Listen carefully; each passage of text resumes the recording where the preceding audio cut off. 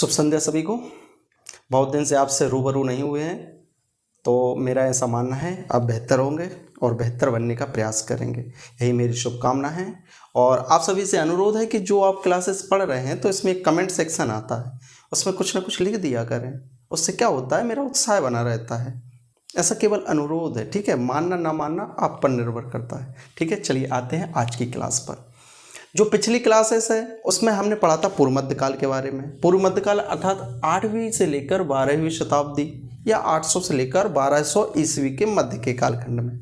उसमें हमने बताया था कि 5 वंश होंगे, जिसमें जो 5वां वंश है वो है परमार वंश। जो 4 वंश थे वो हमने पिछली क्लासेस में पढ़े थे, कलचुरी वंश, चंदेल वंश, राष्ट्रकूट वंश और गुर्जर प्रतिहार वंश। आप एक चीज़ को अवलोकित कीजिए कि ये जो सभी राजवंश हैं वो एक दूसरे के समकालीन हैं, क्योंकि मैंने बताया था कि जो गुप्त वंश है, गुप्त काल के अंत के बाद परवर्ती गुप्त काल के राजाओं का पतन होने के पश्चात क्षेत्रीय राजाओं का उदय हुआ था, क्योंकि कोई इतना योग्य राजा नहीं हुआ बाद में जो इन चीज़ों को इकट्ठा रख सके। जैसे गुप्त साम्राज्य या मौर्य साम्राज्य था, उस तरह से इसको व्यवस्थित पूरे अखंड भारत को नहीं रख पाया। तो इस कारण से जो क्षेत्रीय राजाओं का उदय हुआ उनमें हम खुद देखते हैं कि जो गुर्जर प्रतिहार वंश है वो कहाँ पर था, दक्षिण राजस्थानी क्षेत्र पर, राजस्थान के क्षेत्र में। राष्ट्रकूट वंश दक्षिण भारत के क्षेत्र में, दक्कनी पठार क्षेत्र में। चंदेल वंश जो बुंदेलखंड वाला क्षेत्र था, खजुराहो कालिंजर वाला क्षेत्र। और जो कलचुरी वंश था वो त्रिपुरी क्षेत्र पर या महेशमती क्षेत्र पर शासन करता था। तो ये थे क्षेत्रीय राजा, ठीक है। अब इसके बाद इसमें जो 5वां वंश है वो है परमार वंश। अब जब ये सभी एक दूसरे के समकालीन रहे हैं तो इसका मतलब ये है कि इन्होंने यदि साम्राज्य का विस्तार किया तो इसका मतलब एक दूसरे से इनका संघर्ष भी रहा होगा। तो हम देखेंगे कि कैसे परमार वंश के राजाओं का गुर्जर प्रतिहार वंश के राजाओं से संघर्ष हुआ और चंदेल वंश के राजाओं से या और भी जो अन्य राजा थे उनसे संघर्ष हुआ था। इनका राष्ट्रकूट वंश के राजाओं से भी संघर्ष हुआ, भले ही ये राष्ट्रकूट वंश के ही सामंत थे। तो चलिए देखते हैं परमार वंश के बारे में, ठीक है। जो परमार वंश है उनका जो मूल स्थान है वो है आबू। माउंट आबू आपने सुना होगा, राजस्थान का जो क्षेत्र है या हम कहें पश्चिमोत्तर भारत अर्थात ए वाला क्षेत्र, ठीक है। तो यहाँ से जो पश्चिमोत्तर भारत है अर्थात सिंध वाला क्षेत्र, अमरकोट जहाँ के राजा वीरसाल थे, हम अभी बाद में पढ़ेंगे, जिन्होंने अकबर के पिता को शरण दी थी, हुमायूं को शरण दी थी। और फिर वहीं पे अमरकोट के राजा थे वीरसाल, वहां पर अकबर का जन्म भी हुआ था, ठीक है। तो ये बाद में पढ़ेंगे 1542 के लगभग की घटनाओं के बारे में। तो अमरकोट या सिंध वाला क्षेत्र, उज्जैन वाला क्षेत्र, मालवा वाला क्षेत्र, आबू वाला क्षेत्र, ये किसके शासन का भाग था, वो था परमार वंश के राजाओं का। तो जो मूल स्थान परमार वंश का माना जाता है वो माना जाता है आबू या माउंट आबू, जो कि राजस्थान के सिरोही जिले में स्थित है। माउंट आबू तो या अरावली पहाड़ियों वाला क्षेत्र है, उस वाले क्षेत्र को कहा जाता है माउंट आबू। तो आबू वाला क्षेत्र को इनका मूल स्थान माना जाता है परमार वंश का। और जो ये परमार वंश के राजा थे वो स्वतंत्र नहीं थे, वो थे सामंत। किसके, राष्ट्रकूटों के सामंत। मैंने अभी बताया भी था आपको पिछली क्लासेस में कि इन्हीं का एक सामंत हुआ था उपेंद्र, जिसको इन्होंने मालवा का शासक नियुक्त किया था, ठीक है। अभी उसके बारे में भी पढ़ेंगे। तो ये कौन थे, प्रारंभ में यह राष्ट्रकूटों के सामंत थे, स्वतंत्र नहीं थे। तो इस वंश में सबसे पहला जो शासक हुआ है वो हुआ है उपेंद्र, या जिसे कृष्णराज भी कहा जाता है। मैंने बताया था कि 812 ईस्वी में राष्ट्रकूट नरेश थे गोविंद तृतीय, उनका एक सामंत था उपेंद्र या कृष्णराज। तो गोविंद तृतीय ने प्रतिहार नरेश नागभट्ट द्वितीय, जिनका शासन क्षेत्र कहाँ था, मालवा, मालवा के शासक कौन थे, नागभट्ट द्वितीय। तो राष्ट्रकूट वंश के राजा गोविंद तृतीय ने पराजित किया किसको, नागभट्ट द्वितीय को, और जो मालवा वाला क्षेत्र है वो अपने अधिकार में ले लिया। तो इन्होंने जो मालवा का क्षेत्र अधिकृत किया था उस पर शासन ना करके वहां पर अपने सामंत कृष्णराज को सिंहासन पर बिठा दिया। राजगद्दी किसे दे दी, कृष्णराज को, या उपेंद्र कहा जाता है जिसे। लेकिन जो प्रतिहार नरेश थे उन्होंने फिर से आक्रमण करके जो परमार वंश के राजा थे, जो सामंत के रूप में थे राष्ट्रकूटों के, उनसे अपना मालवा का क्षेत्र पुनः प्राप्त कर लिया था। और फिर कब तक रहा था, 946 ईस्वी तक। अर्थात 946 ईस्वी तक इसका उल्लेख किसमें मिलता है, प्रतापगढ़ शिलालेख में। पिछली क्लासेस में बता दिया है मैंने, ठीक है। सब चीज़ें एक दूसरे से कनेक्ट हैं। जब आप पूरा जो इतिहास है जब उसको एकत्रित करोगे, एक्युमुलेट करोगे, तो आपको बहुत सरल लगेगा चीज़ें समझना। क्योंकि कुछ लोगों के ये भी कमेंट आए हैं कि उन्हें समझ में नहीं आता है, अरे भाई समझ में आएगा, क्यों नहीं आएगा? जब हमने 84 लाख योनियों में मानव का रूप धारण किया है तो कहीं ना कहीं दिमाग तो दिया होगा ईश्वर ने, तो इस कारण से हमें समझ में भी आना चाहिए। ठीक है, तो 946 ईस्वी तक प्रतिहारों के अधीन रहा मालवा। इसका उल्लेख किस में मिलता था? एक प्रतापगढ़ शिलालेख है जो गुर्जर प्रतिहार वंश के राजाओं से संबंधित था। ठीक है, तो परमार वंश का जो सबसे पहला राजा हुआ वो हुआ उपेंद्र, या उसी को कहा जाता था कृष्णराज। ये कब की बात है? 800 से लेकर 818 ईस्वी के मध्य में। ठीक है, उपेंद्र जो था वो पहला शासक तो था लेकिन स्वतंत्र शासक नहीं था, केवल क्या था, राष्ट्रकूटों का एक सामंत था जिसने शासन किया मालवा पर। फिर इसके बाद इनके हुए उत्तराधिकारी जिनका नाम था वैरी सिंह द्वितीय। फिर इसके बाद जो परमार वंश की नींव है थोड़ी सी स्ट्रॉन्ग होती है, थोड़ी नींव तो पढ़ ही गई थी लेकिन उसको स्ट्रॉन्ग किया बाद के शासकों ने। तो जो अगले शासक हुए वैरी सिंह द्वितीय, इनके बारे में सबसे प्रमुख चीज ये थी कि इन्होंने अपनी राजधानी को उज्जैन से धार स्थानांतरित किया। कहां पर शिफ्ट किया? उज्जैन वाले क्षेत्र से धार में स्थानांतरित किया। यह प्रश्न आ चुका है, ठीक है, कि किस परमार वंश के राजा ने अपनी राजधानी उज्जैन से कहां पर शिफ्ट की? धार में स्थानांतरित की। तो वो थे राजा वैरी सिंह द्वितीय। ठीक है, राजा वैरी सिंह द्वितीय ने अपनी राजधानी को उज्जैन से धार में स्थानांतरित किया। दूसरी चीज, राष्ट्रकूट नरेश कृष्ण तृतीय की मदद से इन्होंने अपना जो क्षेत्र था मालवा का वो पुनः अर्जित किया। मैंने बताया था कि इस पर किसका शासन हो गया था? प्रतिहारों का। लेकिन कृष्ण तृतीय जो कि राष्ट्रकूट नरेश थे उनकी मदद से इन्होंने मालवा के क्षेत्र को पुनः अर्जित किया। इनके संबंध में जो उल्लेख मिलता है वो मिलता है एक प्रशस्ति जारी हुआ था जिसे कहा जाता है उदयपुर प्रशस्ति। उदयपुर प्रशस्ति में इनकी वीरता के किस्सों को बखाना गया है या इनके वीरता के किस्सों का वर्णन किया गया है। तो ऐसा कहा गया है कि उसने अपनी तलवार के बल पर यह सिद्ध कर दिया था कि संपूर्ण धरा, या हम कहें कि उदयपुर प्रशस्ति में धार को धरा के नाम से वर्णित किया गया है। ठीक है, तो उसमें ऐसा कहा गया है उदयपुर प्रशस्ति में कि उसने अपनी तलवार के दम पर, उसने अपनी तलवार के बल पर यह सिद्ध कर दिया था कि जो संपूर्ण धरा है वो उसकी है, संपूर्ण धरा या धार उसी की है, ऐसा कहा गया किसमें? उदयपुर प्रशस्ति में। तो अब इसी से अनुमान लगा लीजिए कि जो वीर सिंह द्वितीय थे काफी प्रतापी राजा थे।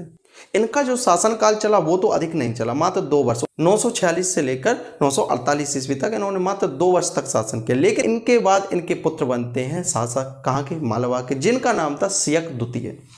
सियक द्वितीय राष्ट्रकूट नरेश अमोघवर्ष चतुर्थ, जिनका नाम था खौतिक। मैंने बताया था इनके बारे में। कौन थे? ये थे राष्ट्रकूट नरेश। तो राष्ट्रकूट नरेश अमोघवर्ष चतुर्थ को इन्होंने पराजित किया, जिन्हें क्या कहा जाता था? अमोघवर्ष चतुर्थ को खौतिक। तो उन्हें पराजित कर मालवा पर स्वतंत्र परमार वंश की स्थापना की। तो याद रखिएगा कि जो परमार वंश के संस्थापक हैं वो उपेंद्र या कृष्णराज हैं, जबकि स्वतंत्र परमार वंश के संस्थापक हैं वो हैं सियक द्वितीय, जो किसके पुत्र थे? वैरी सिंह द्वितीय के।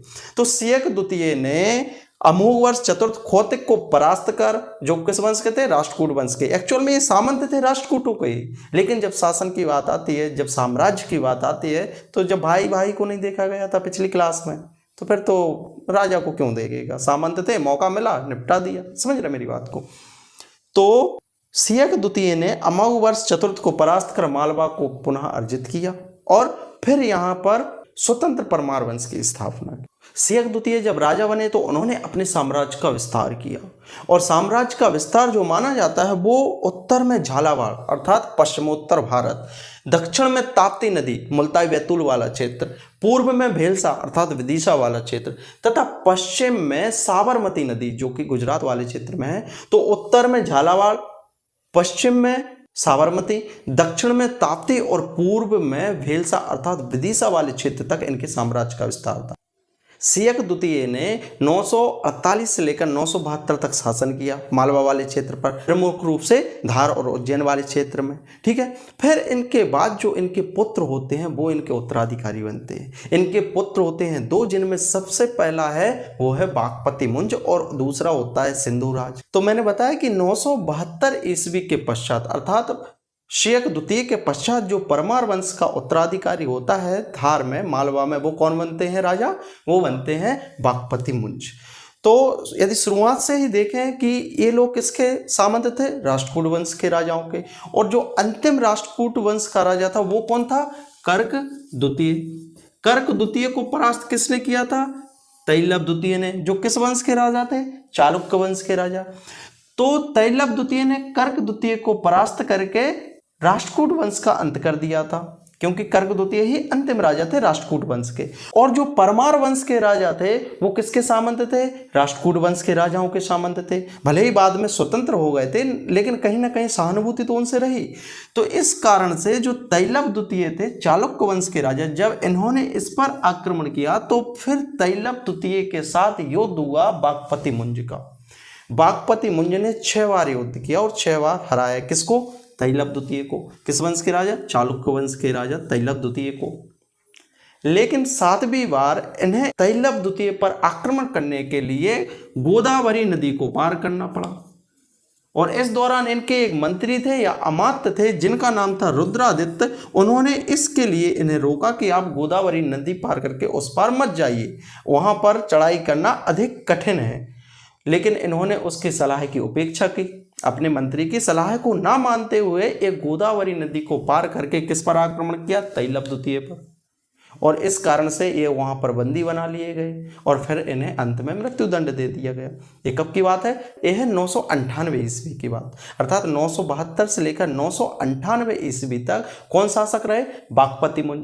अब जब अचानक इन्हें मृत्युदंड दिया गया तो फिर राजा की गद्दी हो गई खाली। तो फिर किसे राजा बनाया गया, इन्हीं के भाई अर्थात शेख द्वितीय के जो दूसरे पुत्र थे, द्वितीय पुत्र के रूप में कौन थे, सिंधुराज, उनको शासक बनाया गया धार का।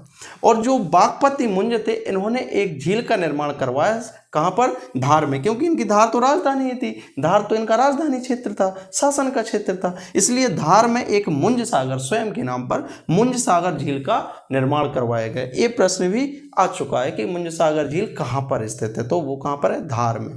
कुछ चीजें देखिए कॉमन सेंस से भी पता चलती हैं। जब इनकी राजधानी है कहां पर, धार। दूसरी चीज, मुंज लिखा है तो बागपति मुंज के नाम से मुंज बना, और सागर अर्थात झील। तो कॉमन थोड़ा कॉन्सेप्ट लगा लीजिएगा कि परमार वंश के राजा हैं तो उनका राजधानी क्षेत्र धार रहा, इसलिए बागपति मुंज ने मुंज सागर झील का निर्माण धार में करवाया होगा। ऐसा थोड़ा सा अनुमान लगा लिया करो, ठीक है। इसी संदर्भ में मुझे एक बात याद आ गई कि मेरे किसी व्यूअर का मेरे लिए कमेंट आया था कि सर जो लाड़ली बहना योजना है उसका प्रश्न आया था अपेक्स बैंक के एग्जाम में, आबकारी में भी आया था और अपेक्स बैंक में भी आया था, ठीक है। तो आबकारी के एग्जाम में प्रश्न ये था कि लाड़ली बहना योजना के अंतर्गत कितने धनराशि प्रतिवर्ष महिलाओं को जो योग्य होंगे उनके लिए दी जाएगी, या पात्र महिलाओं को प्रतिवर्ष कितनी धनराशि दी जाएगी। तो उसमें ऑप्शन था 1000, ठीक है। अब आप खुद अनुमान लगाइए कि 1000 है वो कब है, प्रति माह के लिए। तो जब प्रति वर्ष बोला है उसमें प्रश्न में तो भैया 12000 होगी। अब हर चीज कैलकुलेट करके थोड़ी बताएंगे, नहीं तो आप कहोगे कि उसके जो 23 से 60 वर्ष तक है, मान लीजिए 23 वर्ष की महिला है तो बताइए कि 60 वर्ष तक वो कितने अर्जित कर लेगी, तो वो थोड़ी ना धनराशि होगी। तो लिखा होगा ना कि प्रति वर्ष प्रति माह कितने दी जाएंगे। तो कुछ चीजें कॉमन कॉन्सेप्ट से समझ में आते हैं, उसमें मैं क्या, कोई भी पढ़ाने वाला आपको ये गाइड नहीं कर सकता है कि इसका आंसर ये होगा। कुछ चीज़ें थोड़ी कॉमन सेंस से भी सॉल्व किया करिए, ठीक है। तो कहाँ पर आ गए थे हम, हाँ, मुंज सागर झील का निर्माण करवा दिया था किसने, बागपति मुंज ने, और इनको मृत्युदंड भी दिया गया था। कहाँ पर, गोदावरी नदी के पार जाने के कारण वहाँ पर बंदी बना लिए गए थे। फिर इनके बाद जो उत्तराधिकारी होते हैं इन्हीं के बाद, जिनका नाम था सिंधुराज। चूंकि जो भाई थे कौन, बागपति मुंज, तो उन्हें बंदी बनाकर मृत्युदंड दिया गया था किसके, चालुक्य वंश के राजाओं के द्वारा। तो इस कारण से इसके बदले के रूप में इन्होंने, चालुक्य वंश के राजा थे सत्याश्रय को इन्होंने पराजित किया और अपने भाई द्वारा जितना क्षेत्र गवा दिया था उसको पुनः अर्जित किया, अर्थात भाई का बदला ले लिया, ये मान लीजिए, ठीक है। और इसके बाद इन्होंने अनहिलवाड़ के चालुक्य नरेश थे चामुंडा राय, उनके साथ युद्ध में ये सहयोगी बने थे, कौन, सिंधुराज। इनके बारे में जो उल्लेख मिलता है वो है नवसहसांक चरित्र, जो किसके द्वारा लिखा गया है, पद्मगुप्त द्वारा लिखा गया एक काव्य है जिसका नाम है नवसहसांक चरित्र। उसमें इस बात का उल्लेख है कि जो राजा सिंधुराज थे उन्होंने धार में एक शिवलिंग का निर्माण करवाया, ठीक है। इस बात का उल्लेख किसमें, नव साहसांक चरित्र है। उस काव्य में इनके विजय अभियानों का उल्लेख है सिंधुराज के, और इन्होंने शिवलिंग का निर्माण करवाया था, स्थापना की थी कहाँ पर, धार में, इस बात का उल्लेख है। यह पद्मगुप्त द्वारा रचित है। यह प्रश्न भी आ चुका है कि नव साहसांक चरित्र किसके द्वारा रचित है या किसके द्वारा रचना की गई है, तो किसके द्वारा, पद्मगुप्त के द्वारा। अब सिंधु राज के जो पुत्र हुए वो होते हैं राजा भोज, इस वंश के सबसे प्रतापी एवं विद्वान राजा। जैसे राजा अमोघवर्ष थे राष्ट्रकूट वंश के राजा, उसी तरह से ये भी काफी विद्वान थे राजा भोज, जिनका शासनकाल माना जाता है 1000 से लेकर 1055 ईस्वी तक। इसलिए याद रखिएगा, क्योंकि ये भी किसी एग्जाम में आ चुका है कि राजा भोज का जो शासनकाल है वो कब से कब तक है, मतलब किस कालखंड में इन्होंने शासन किया। तो आप वैसे याद रहेगा 1000 से लेकर 1055 ईस्वी तक, ठीक है। तो राजा भोज के बारे में अलग से क्लास रहेगी, क्योंकि वो काफ़ी लंबा टॉपिक हो जाएगा। राजा भोज और जो परवर्ती परवान वंश के राजा हैं उनके बारे में अगली क्लास में पढ़ा जाएगा, ठीक है। उम्मीद करता हूँ आपको समझ में आया होगा। हमेशा यही बोलता हूँ, क्योंकि उम्मीदों पे ही भरोसे दुनिया चल रही है, ठीक है। तो पढ़ो लिखो, कछु करो धरो, खूब एग्ज़ाम होने हैं, चुनाव आ रहा हो, समझ रहे बात को। तो आप भी इतना तो कॉमन सेंस रखा तो कि चुनाव आ हैं तो फिर एग्ज़ाम हुई हैं, और एग्ज़ाम हुई हैं, वैकेंसी निकल है, तो हमें पढ़ना चाहिए, और जब पढ़ें तब ही तो कछु बने, ठीक है। बहुत बहुत धन्यवाद। शुभ रात्रि।